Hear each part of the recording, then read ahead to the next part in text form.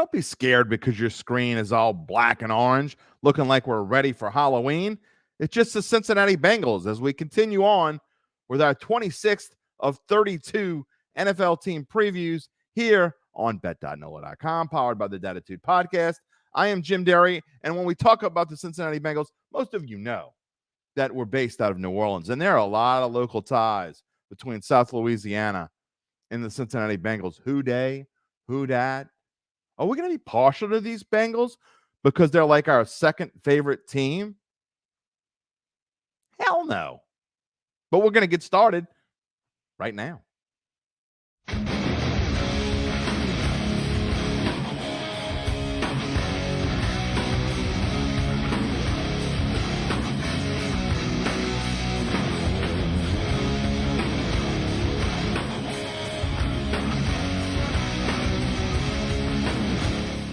We play no favorites on this show. Just because it's the Cincinnati Bengals. Look, actually, we're kind of ticked. We don't like this Who Dey thing.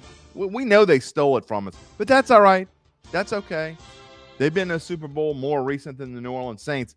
And in fact, they really probably should have been 2 years in a row if you think about it, where they were last year. They were a controversial play away against Kansas City from making it to a second straight Super Bowl. What about this year? Well, first, we got to talk about what happened last year because it does affect this team. And the way they started, slow. 0-2. Not only that, they're playing the Saints. Could have easily been 2-4. Jamar Chase has this long breakaway reception. They don't make that. They are 2-4, and then they're 3-5 at the halfway point, and it might be a different season. But they went on a roll. They won 8 games in a row after they lost to the Browns. By the way, can the Bengals find a way to beat the Browns in Cleveland in the dog pound? They've lost 4 in a row now there. That's a problem. You've got to figure. Was it 5 in a row? 4 in a row? What difference does it make? They don't know how to win in Cleveland. They better figure it out soon. I know Zach Taylor wants to figure it out soon, and he has done. Look, his first 2 years on this job were anything but smooth. It looked like there was a chance he was going to be fired. And as we told you, the savior came in. And Joe Burrow kind of changed everything. But Joe Burrow has had his share of injury woes. In his rookie season, he missed 7 games with an injury, injured his knee. And then even the last 2 years, he's only missed 1 game each year. But it makes you worry. Pause for concern. Cause for concern. However you want to say it. And going into this year is no different. Already he's got a calf injury. Doesn't look like it will keep him from playing in that season opener. But the fact that we're talking about this and the fact that it's a question is just making people wonder in Cincinnati, will Joe Burrow have this kind of problem going every year? I guess the immediate concern is 2023. And one thing that Zach Taylor and the Bengals did in the offseason was shore up that offensive line. It seems like ever since Burrow got here, all we've been talking about is how bad this offensive line was. And even last year, they got better. They made some changes on the O-line, still had some issues, ended up being, I think, just the offensive line unit was ranked somewhere along the lines of 16, 17, depending where you look. Now they're around 8th or 9th. And a lot of it has to do because they brought in left tackle Orlando Brown from Kansas City, which could help change the fortunes of this team. Again, if Burrow can find a way to avoid injury, this time completely non-contact injury, injuring his calf early in the preseason, right after camp started. Again, should be fine for week 1. And you know what? If he can be fine, this team will be okay, especially on offense. And who has the weapons that Joe Burrow has? Think about it. Jamar Chase, another New Orleans product, by the way. Consensus number 2 fantasy wide receiver. And who's number 1, by the way? That would be Justin Jefferson, who was on the LSU National Championship Tigers team in 2019-2020. And he also, most of you don't know this, especially if you're not watching here, 2016 All-Metro team put together by yours truly. Jefferson at Destrehan High School. Jamar Chase at Rummel. We don't care, Gary. Just giving you a little tidbit. You can talk about this.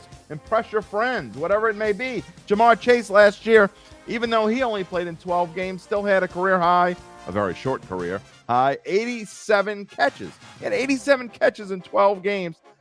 Over 1,000 yards. And then you say, what about T. Higgins, Derry? He's no slouch either. Back-to-back 1,000-yard seasons He's had 13 touchdowns over the past 2 seasons combined. He's obviously a key role, playing a key role for Burrow. And then you go to number 3.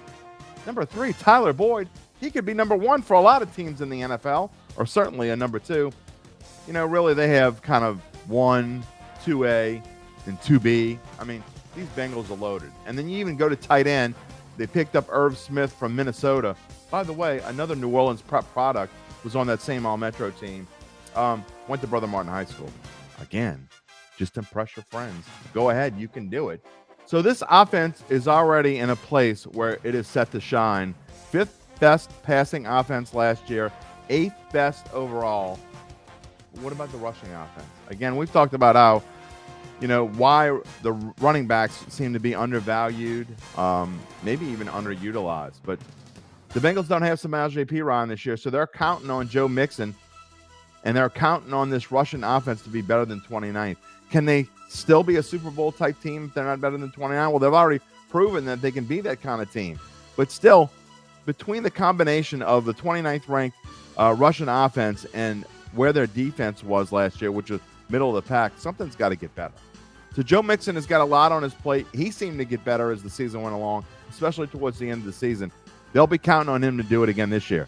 And on the defensive side of the football, look, what makes me nervous is seeing that 23rd passing rank. That's great that you're 7th against the run, because that means that you're able to stop Lamar Jackson and maybe rein in Deshaun Watson a little bit. Their pass rush was a little bit better last year than it had been the previous season.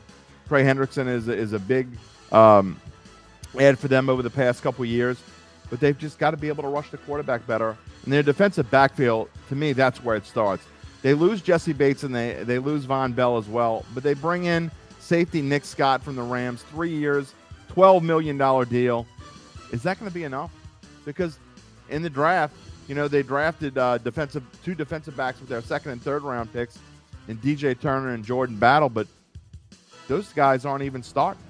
So you have to wonder, and that's one of the things that makes me nervous as we go in to the Bengals and the prediction part of this, because the first thing we do is we look at the schedule. And that schedule starts right off the bat at Cleveland. There was a reason why we told you they've had trouble winning there. And last year, the Bengals, remember they started off 0-2? Could they start 0-2 again this year? At Cleveland, home for Baltimore. 14th toughest schedule here. After that, it does open up a little bit, especially early before getting tough again.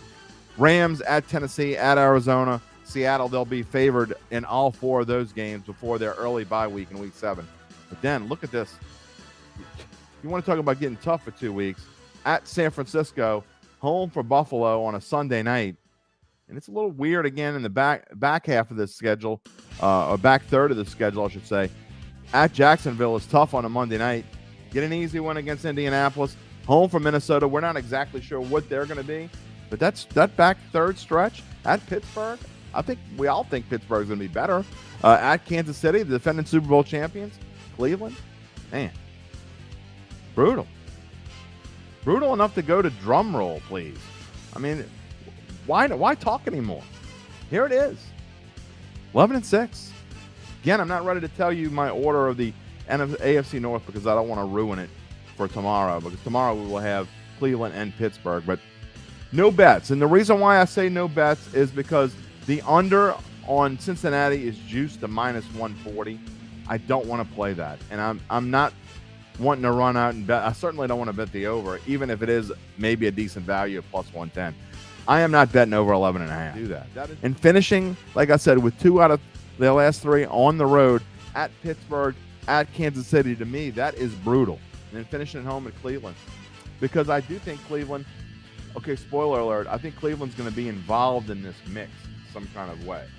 Could that game be for the AFC North Championship? I certainly think so. We don't have a lot of games as of late, the last few years, where that last game has been meaningful. We've had a lot of duds the last couple of years since we went to the 17-game regular season schedule. I think that Cincinnati-Cleveland game very well could be for the division championship and could be a lot of fun. Speaking of that, we're going to get to Cleveland, and we're going to get to them tomorrow. And then we're going to finish off the AFC North tomorrow afternoon with Pittsburgh, and then we just got one division left. And you've been rolling with us the whole way. So why would you stop now?